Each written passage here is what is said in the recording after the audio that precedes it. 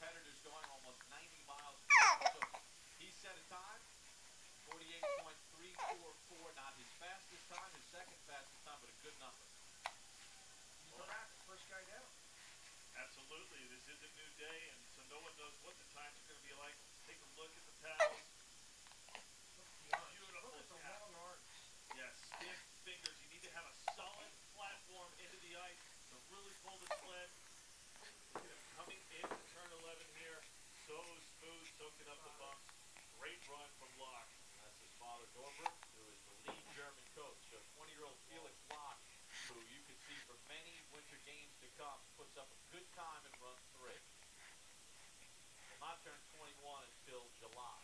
And now his teammate, David Moeller, 28 years of age, started at the age of 9. His grandfather said to him, hey, go do something rather than